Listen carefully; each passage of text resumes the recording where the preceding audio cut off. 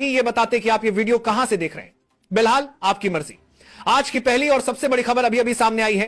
दोस्तों, supreme court के सबसे बड़े वकील ने आज संसद में मोदी के मुंह पर धज्जियां उड़ा दी और निडर होकर बोलती बंद कर दी। जी हां, देखिए बिल्कुल लाइव प्रूफ। मैं तो हिंदुस्तान का रहने वाला हूं। आप उसको कहना चाहते हो नहीं नहीं तुम हिंदुस्तान के रहने वाले नहीं हो। तुम कहो तुम तो बांग्लादेश से आए थे, क्यों परसिक्यूट हो रहे थे, इसलिए हम आपको सिटीजनशिप देंगे। ये किस किस्म का कानून है? आप क्या कर रहे हो संविधान के साथ? आप धज्जियां उड़ा रहे हो संविधान से। आपका मकसद तो हमें मालूम है, 2014 से हमें मालूम है आपका मकसद क्या रहा है। कभी घर वापसी, कभी लव जिहाद, कभी ट्रिपल तलाक, कभी CAB, NRC, फिर दोबारा NRC। आप नाम से, किसी के नाम से पता करना चाहते हो इस देश में वो रहेगा या नहीं रहेगा। आपने एक बड़ी आपत्तिजनक बात की शुरुआत में। आपने कहा वो जो मुसलमान यहाँ हैं उनको डर करने की जरूरत नहीं। किस मुसलमान के आपसे डर है? हिंदुस्तान का कोई मुसलमान आपसे डरता नहीं है। ना मैं डरता हूँ, जहाँ इस देश के नागरिक डरते हैं, ना कोई मुसलमान डरता है। डरते हैं तो हम संविधान से डरते हैं। दोस्तों, अब कोर्ट भी इस सरकार से ऊब चुका है और अब जनता के पक्ष में आवाज उठा रहा है।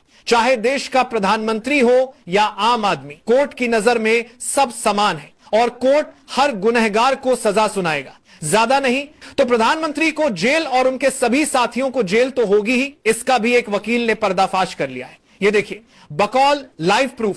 वो भी जेल जाएगा, अडानी भी जेल जाएगा, और अंबानी भी जेल जाएगा, और मोदी जी भी जेल जाएंगे।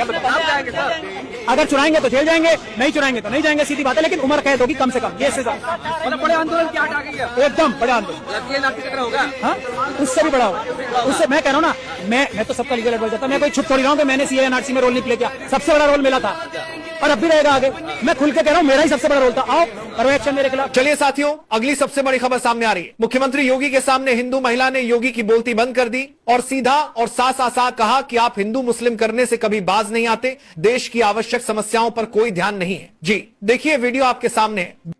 चाहिए आप बीच में बात करते करते कहते हैं हाँ इसका नाम बदल दूंगा, बड़े फख्र के साथ कहते हैं। आप ये क्यों नहीं कहते कि हम इसका कोई हिंदुस्तानी नाम, जब हिंदुस्तानी है तो हम सब हिंदुस्तानी हैं, आप भी और मैं भी। ना आपको सर्टिफिकेट की जरूरत है और ना मुझे सर्टिफिकेट की जरूरत है, क्योंकि योगी जी वो मुसलमान जो हिंदुस्तान में रुके बंटवारे के बाद 1947 के बाद, वो डेमोक्रेटिक सेटअप पे रहना चाहते थे। वो नहीं रहना चाहते थे इस्लामी सेटअप में, और उन्हें अपने राष्ट्रवादी होने पर बहुत गर्व है। और हमें किसी से सर्टिफिकेट की क्या जरूरत है? हम तो रुके अपने इस डेमोक्रेटिक सेटअप में और हम चाहते हैं कि हिंदुस्तान आगे बढ़े, हमारा भारत आगे बढ़े। तो उसमें बांट के तो आप भारत को पीछे ले जाना चाहते हैं। बिल्कुल, बहुत सही कहा इस बहन ने। आज हमारा देश बहुत आगे बढ़ चुका होता अगर आज हिंदू मुस्लिम नहीं होता। कुछ नेता अपनी कुर्सी बचाने के चक्कर में धर्म का चोला ओढ़ लेते हैं और पाखंड करते हुए जनता को मूर्ख बनाते हैं। बढ़ते हैं अगली बड़ी खबर की ओर। दोस्तों, इस भाई ने 1 मिनट में देश